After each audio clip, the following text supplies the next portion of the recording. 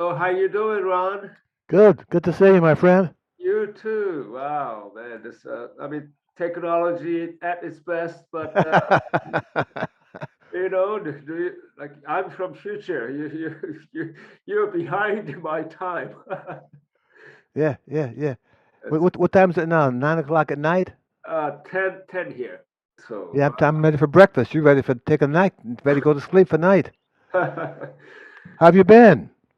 I mean, you know how that is, and but hanging in there. I mean, Yeah. and try to be as positive as possible. That's all we can do. Mm. I know in Japan there are a lot of small nightclubs that used to be functioning all the time. Are they all closed now? Many went down like Satundo in Roppongi, not necessarily small ones, but and some government subsidiaries, and but Sapporo also recently declared a more sort of not like a total lockdown, but you get a close place down by 8 o'clock, and you can't serve liquor all day. Oh wow. I mean, so uh, I I opened a little joint actually the right after I met you in Sapporo. So the end of 2019, which is the beginning of this, COVID. Let me just this is a screenshot that. So if you in the future if you can make it, this is the place. Oh wow. Look at that. Yeah, little place, but Yeah. like 30 people, Yeah. great piano, and I've been Nice looking. Nice looking upright in the back. that's a house bass, and I've been playing quite a bit of electric bass, and I always love playing bass, and so this is, What a nice looking room. thank you. So I hope you can make it sometimes in the future. If they allow us to get over there, absolutely. Yeah. Anyway, so yeah, I remember because you're an early riser. The first recording, let me just because it was so exciting for me. But anyway, we had one gig at the Village, a small place, and I just saw the flyer. Actually, I kept it like March 16th of 1991, 30 years Oh ago. wow. Oh wow. Okay. And then the first set was 10 o'clock, and the second set was midnight. And then you called the studio session like, oh, so what time, Ron? You said 9 o'clock a.m. And I said, who's gonna call the recording session at 9 a.m.? And the next recording, you said, well, we got to start at 2 p.m. because I'm coming back from a tour. And then, so you showed up at 1:30, and let's get going. And I said, oh, where did you come back from? She said, I just came back from Osaka. I tell everybody, even young players would not call a session. I mean, you're so healthy. I'm so happy for you. Thank you. That feels good, and it's good to see you. Yeah, you too. And then, so I would like to, because there's so much talked about like your Miles Davis experiences, and you know, I want to kind of focus on, if I may, to guitar player, Okay. because I'm, being a guitar player, even though the instrument is an expression of music, so it doesn't necessarily, the final goal is to be music, to create music, but nonetheless, you have the bass, role. Like, as a guitar player, I was curious because I checked, because you have the Guinness record of most recorded jazz bass player in the world, and it's Wikipedia said like 2,200 something, but I think it's more because mine's not included in there. Sadal's not included in there, and anyhow, and I checked the guitar players. Man, you recorded with so many guitar players too. Not only just the very famous Jim Hall, but you record more. So can we kind of talk about some of the experiences you remember? Sure. Okay. Yes. First thing I want to ask you is one of the most well-known, the guitar bass duo was Mr. Jim Hall. And when did you start playing with Jim? There was in New York at the time of the early 60s or 70s, there was a group, a club called the Playboy Club. And they had jazz with Fifth Avenue and 56th Street in Manhattan then. They had 3 floors of Playboy stuff, and they had jazz in all the rooms. All the floors had a jazz room in there. Really? Jimmy Heath had a band. A lot of good guys played there. And Jim Hall did a duo there for like 3 or 4 weeks. And I had met him through playing around, and he's called me and said, "We got this duo gig at the Playboy Club." Uh-huh. Well, I thought the Playboy Club was one of those kind of clubs that I don't really spend any time in. I said, "No, who's going to go to the Playboy Club to hear jazz, given what they do?" I said, "No, man. Okay, I'll do that." Okay. And that was our first gig. Our first gig together was at a club called the Playboy Club. Oh. We played there for a while. Then there was a club opened up in New York called the Guitar, which is on 52nd, yeah, 10th Avenue. I wanted to ask. Yeah. Nice room. We played there for a while. Then there were clubs bouncing up and down in New York. One club called the Village West, where we made a lovely record. Right. Jim Hall, I think one of the things I loved about Jim, Akio, was that he would work out these arrangement sketches. Uh-huh. And my job was kind of to make them work on the gig. Did you? We had maybe 3 rehearsals in all those years. We played maybe 3 rehearsals just to see what the arrangement sounded like and was at the right key and the approximate tempo for these things. Jim had some originals down from Antigua and stuff like that we wanted to look at in advance. But by and large, we didn't rehearse much for all those years because we were all both had our own projects going. I was teaching school full time. I was working gigs, and Jim was doing his gigs. So there wasn't much rehearsal time. And as you know, in New York, somebody's playing all the time. And we were part of that group who was basically playing all the time in New York. Right. Oh, okay. When you joined Miles Davis' group, you were working with Art Farmer, weren't you? And yes, a quartet with Art Farmer, Jim Hall. Yeah, Jim Hall, right. And Walter Perkins, the drummer. Walter Perkins, because I think Steve Swallow replaced you later. Yes, yeah. And Pete LaLoca on drums. Yes. And Jim stayed there, right? Yes, yes. Okay, that could have 1962 or 3. Okay, wow, right. So that was an interesting story.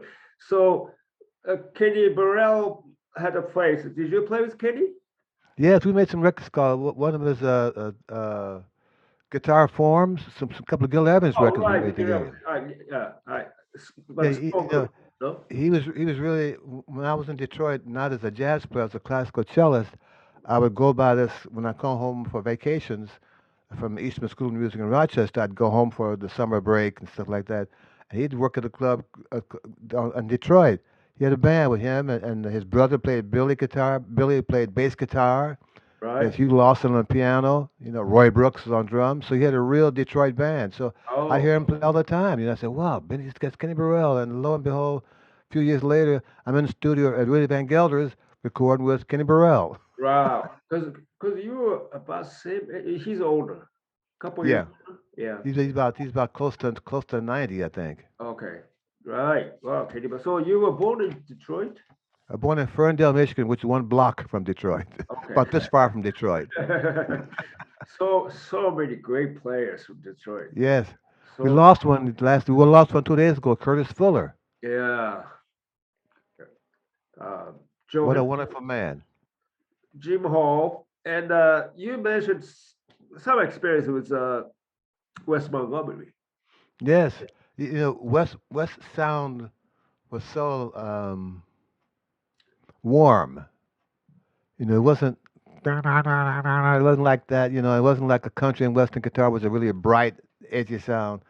And I was a little concerned, Akio, that because my sound was kind of different than most bass players' sound, that would his sound be so warm that it would kind of erase some of my notes. Oh, I see. So what I thought I had to do is play a wider range of the bass, I thought, to stay out of his guitar range. Oh, I see. Right. You Because know, so his thumb has got such a yeah, yeah. it's such a it wasn't a pick sound at all. It was to play with the skin of his, and it was just so articulate that you didn't. It's just a great sound. But I wanted my notes to be heard too, because I thought they were important to make him do what he could do and make the audience hear these two voices going like this. You know. Right, because you recorded, I got so much guitar at the Riverside of 1961. Yeah. You said Hank Jones and piano. Yeah, Hank Jones, Ray Barretto. My first time with Ray Barretto, Hmm. and Lex Humphries was the drummer. Right, and then you did the Tequila. Yes. For Pearl. I played two notes. Da da da da. Yeah, when that comes in, like, where's one? You know. Yeah, right there. Yeah, you played it right, and that's without piano. That's just you and Wes, Grady Tate. Grady Tate, and percussionist. That's Yeah, yeah. yeah. So that's a great, well recorded. So let me ask you about the producer was Creed Taylor. Yes. So when he was with the Verve, Mm-hmm. right? How was it working with him? Like, with the Well, you know, Creed, when he got to CDI, when he made his label with CTI, he was looking for someone to, what's the right word? To be, in English, it's linchpin. You know, it's something that ties everything together. He wanted someone who's going to do this all the time. Mhm. It didn't matter who was there. He needed some guy to make it all work. Mhm. One person he thought could do that, and he decided that this bass player Mhm. That was you, yeah. would be the guy who would make the records with anybody and have it sound like it was supposed to be able to sound. I mean, That's kind of my job, you yeah, know. I can recognize you in like four notes, and one of my favorite view.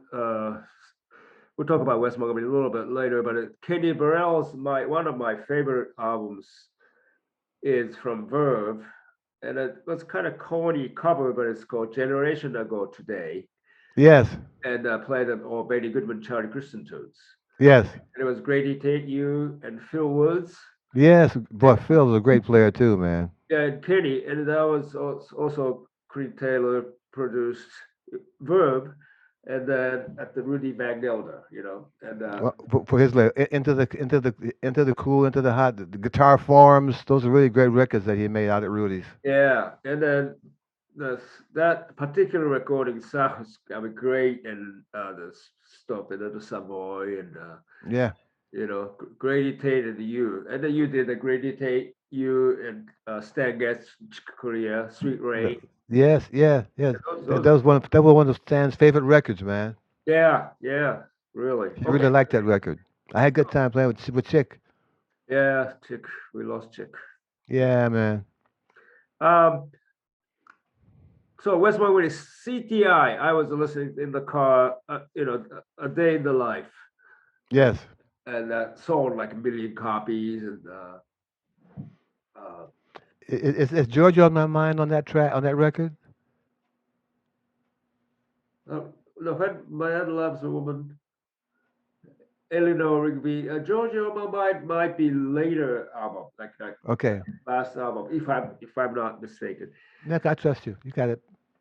But one of my favorite cuts of all time of any music is Trust in Me. And in that A Day in the Life of Fool album, the Trust in Me, your bass, I tell all, you know, as much as Wes is great, but I tell bass player, you gotta listen to this one. I mean, it's got everything that you need for bass players in there. Really, because that I played even to drummer Gene Jackson. He had not heard that particular cut, and like, you gotta listen to this. And oh, you should listen to it, because one note you come in, tut, it's like your life depended on it. I really. I just made a note. A day in the life. I'm gonna look it up when I finish talking to you. I got it somewhere in the back. and trust in me. And then Okay. that cut wasn't really sort of did not hit on me until much later. And I heard you play some unbelievable timing stuff. And like, wow, man. So, and I said, I played it with this person. But anyway, okay. So you did it. Oh, down here on the ground. So you had that, maybe that's an A&M or CTI. And that might have had Georgia on my mind in there. So you made, I think, 4 records with Wes Montgomery. Yeah. And but George Benson's CTI, you have 1, 2, 3, 4, 5, 6, 7, 8, 9 listed in here. Yeah. Well, I was busy. So okay, let me ask you. You talk about busyness that you recorded. I calculated over 60 years. You were recording like every 9 days. Well, at the time in New York, Akio, there were so many more record labels: Columbia, Sony, Milestone, Riverside, Right? Bethlehem, you know, And Verve, MRC, RCA Victor. yeah, but East and West to come to New York to make records. You know, there were about 20 labels making records at that time. They were all making records 24 hours, it seemed to me. wow, but you were in demand though. Well, I was playing. I was trying to play good every night. I took the bass out of the case, so I guess that's part of it, you know. But you were but you were touring too. Yes, with Miles, and I was teaching full time at the university. Yeah, and then you mentioned that you never missed a class. I missed 2 classes. Oh, you did. One, I got sick with the flu, and one for a funeral. Yes. Right. But you never missed a class for. No, I decided I was committed to the students, and so I didn't. I went out of town weekends, but I didn't travel during the school week at all. Wow. No, I went to Europe, went to Japan a couple of times, but I never missed a day of class because I was working a gig. No, Right. I owed those kids, man. Right. Wonderful. So anyway, and then you're doing some studio days as well, right? Yeah, well, I was busy. I was the guy for a moment. I was the item to be had, and I was available to do those kinds of dates. They weren't difficult. They just required me to play a level that I would insist on me being responsible for. Not those guys. Can I play good today, wherever it is? You know? Yeah. Okay. So, well, it's the Kenny Burrell guitar forums and a generation ago today. The blues, nice song, God Bless the Child, CTI, Togethering, and then of course we talked about Jim Hall, but you play worked with Gabo Zabo, Herb Ellis. Yes. I used to call him, when I met him, we did a record together with me, him, and Kenny Barron. Yeah, that's We, wonderful. we did a tour of Japan with that trio, by the way. And at the time, Herb was being a vegetarian. Uh-huh. So I used to call him a gerbil. Boy, what rhythm time he had, man. We didn't need any drums for about, after a course array, no one even said the word drums. Because he was such a really fantastic timekeeper. And the sound he got, man, it was fantastic, man. I have that old Oscar Peterson, the Europe, I think it's part of JATP, and the Oscar Peterson, Ray Brown, and Herb in the Yes. 1962 or 1. Yeah. He was Great time, man. Yeah. All I had to do was find the right quarter note. Because he owned the time. It was just perfect, man. Wow, he owned the time. That's great. Okay. You did was Ed Bickert. Yes, he was a Canadian. yeah, he was a student of Jim Hall, and Paul Desmond loved the way he played. I had never met him before that session. Oh, really? He sounded like Jim Hall, but not a little Jim Hall influenced. He was trying to find his own voice. Right, because But clearly Jim Hall was part of his concept, and it was fun to play with him. We only made the one record, but I enjoyed it. Right. From Toronto, I think. Yeah, he and a bass player, piano player, Don Thompson. Don Thompson. Yeah. Yeah. Hold